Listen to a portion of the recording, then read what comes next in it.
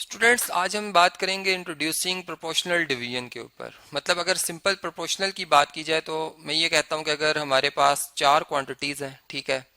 जैसे मैं बात करता हूँ ए पर्सन और बी पर्सन की, और यहाँ पर मेरे पास जो है वो सी और डी पर्सन हैं। अब इनमें जो अमाउंट्स डिस्ट्रीब्यूट हुई हुई हैं ए और बी में, और जो सी और डी में, वो एक जैसी रेशियो से हुई हुई है। मतलब फ़र्ज़ करें अगर ए को 500 मिले हैं, ठीक है, तो बी को उसके मुकाबले में मिले हैं जी फॉर एग्जांपल 700, ठीक है। तो इनकी रेशियो बनी 5-7 की। अब जो सी पर्सन है, फ़र्ज़ कर लेते हैं कि इनको जो है वो मिले हुए हैं 35 रुपीज़, ठीक है, और डी पर्सन जो है इन्हें मिले हुए हैं 49 रुपीज़। लेकिन अगर हम इनकी रेशो लेते हैं तो ये रेशो बनती 5-7 ही की है, ठीक है। तो हम ये कहेंगे कि ये दोनों रेशियोज बराबर हैं, इसलिए ये प्रोपोर्शनल है, ठीक है। तो प्रोपोर्शन जो है वो हमें पता चला कि प्रोपोर्शन क्या होता है। प्रोपोर्शनल डिवीजन क्या होती है कि अगर आपके पास चार क्वांटिटीज हैं, ठीक है, या तीन क्वांटिटीज, मतलब हम ये भी बात कर सकते हैं कि दो भी हो सकती हैं, दो से ज्यादा भी, ठीक है। कि फर्ज करते हैं, मैं कहता हूँ चलें ए और बी दो पर्सनस हैं, ठीक है, और ये दो पार्टनर्स हैं। इन्होंने 3 और 5 या 3:5 रेशो से जो है वो इन्वेस्टमेंट की हुई है, ठीक है। और इसी रेशो से उन्होंने कहा है कि हम अपने जो प्रॉफिट है उसको हम एक दूसरे में डिस्ट्रीब्यूट कर लेंगे, ठीक है। तो इन्वेस्टमेंट ये मैंने लिख दी यहाँ पे।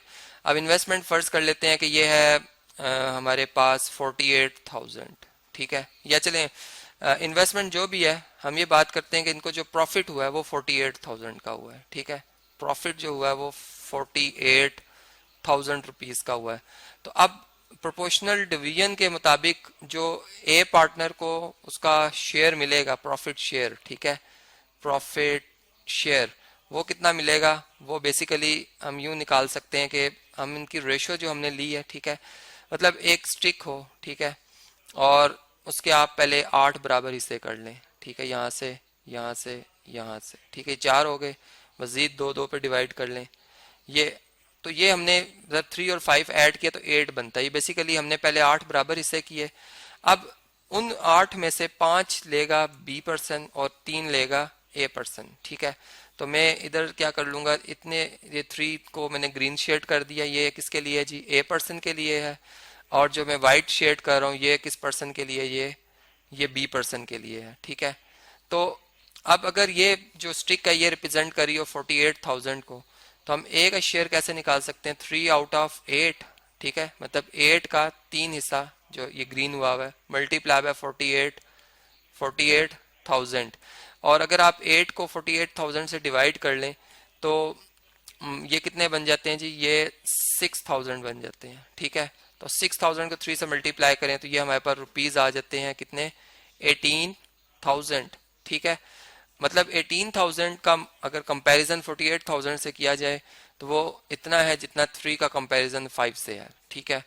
और या सॉरी 3 का मतलब 3 का कंपैरिजन 8 से, क्योंकि 48,000 तो कंप्लीट इस पूरी स्ट्रिक को रिप्रेजेंट कर रहे हैं, ठीक है, 8 को, ठीक है। तो 3 की रेशो अगर 8 से ली जाए, ऐसे ही 18 को अगर हम कंपेयर करेंगे 48,000 से तो ये एक बराबर आएंगे रेशियोज। फिर इसी तरीके से अगर हम बी पर्सन जो है उनका प्रॉफिट शेयर देखें तो वो 5/8 मल्टीप्लाई बाय 48,000 होगा, ठीक है। तो ये हमारे पास कितना बन सकता है जी, इसको हम 8 के टेबल से डिवाइड करें तो ये 6,000 आ जाएगा, ठीक है। और 6,000 को 5 से मल्टीप्लाई करें तो रुपीज 30,000 जो है वो बी पर्सन को उसका शेयर मिलेगा प्रॉफिट का।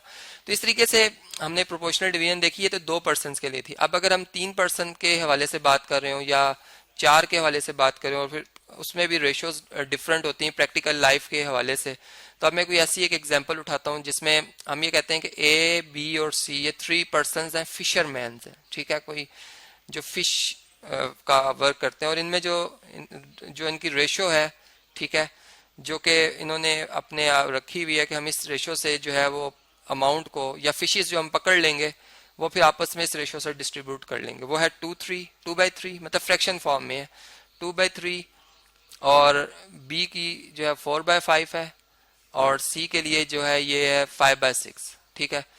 अब इस तरह से है कि अगर ये टोटल फिशेस जो हैं पकड़ लेते हैं, कितनी जी, ये है 690, ठीक है। तो ए पर्सन कितनी फिश रखेगा, बी पर्सन कितनी फिश रखेगा और सी पर्सन कितनी फिश रखेगा। अब हमने ये देखना है, ठीक है, कितनी कितनी फिशेज इनके पास आएंगी। तो सबसे पहले अब इस किस्म की जब रेशो आ जाए जिसमें कि फ्रैक्शन पहले से ही मौजूद हो, तो आपने फ्रैक्शन को खत्म करना है। यानी रेशो का तो मकसद होता है कि आप कंपैरिजन कर रहे हैं। और आप जानते हैं अगर मैं लिखता हूँ 5:7 ये रेशो है, अगर मैं इसको भी 3 से मल्टीप्लाई कर लेता हूँ, इसको भी 3 से, तो ये बन जाएगा 15/21। मतलब कि 15 बाय, ये इक्वलेंट रेशो है 15/21 और 5/7। देखने में हमें बज़ाहिर डिफरेंट लग रहा है नंबर, लेकिन इनकी रेशो एक जैसी आएगी, तो डिवाइड करने के बाद आंसर एक जैसा आएगा, ठीक है।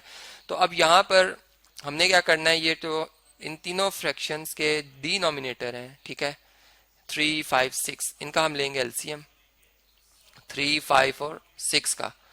3 के टेबल्स या बल्कि 2 के टेबल से अगर हम डिवाइड करना शुरू करें, सबसे पहले चलें यहाँ पर मैं 2 के टेबल से, तो 2 का टेबल 3 नहीं आएगा, 5 नहीं आता, इसमें 6 आता है 3 से।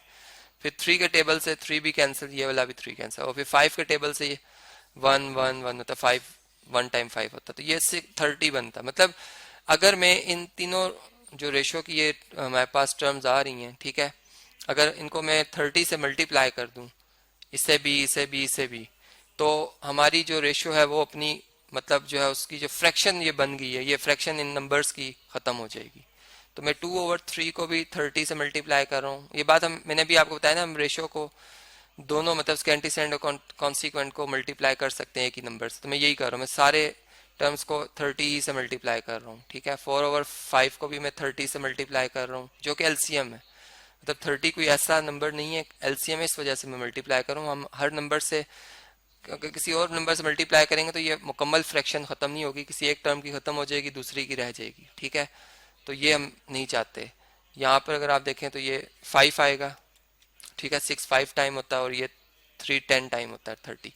तो ये हमारे पास बन जाएगा 10 मल्टीप्लाई बाय 2 20, ठीक है, 4 मल्टीप्लाई बाय 6 24 और 5 मल्टीप्लाई बाय 5 25, ठीक है।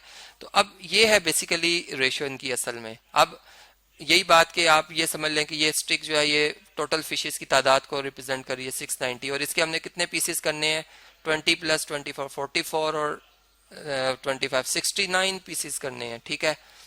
तो इसका मतलब है कि यहाँ पर वही कंसेप्ट जो मैं भी आपको बता रहा था, ये हम यहाँ पर सम ऑफ रेशियो लेंगे, ठीक है। सम ऑफ रेशियो इसीलिए लिया जाता है कि टोटल कितना बना, ठीक है। अगर एक पार्ट एक बंदे को 20 मिल रहा है तो कितने का 20 मिल रहा है जी, 69 का 20 मिल रहा है, ठीक है। मतलब जो भी आपकी अमाउंट है उसके आपने इतने पीसेस बनाने और फिर उसमें से 20 इस बंदे को दे देने हैं, 24 इसको, 25 इसको दे देने हैं। तो फिर इसी लिहाज से फिर जब हम अब यहाँ पर लिखेंगे ए पर्सन जो है, ठीक है, एज शेयर या फिशेस वगैरह जो उसको मिल रही हैं वो मिलेंगी 20 out of 69 multiply by 690 fishes total जो है।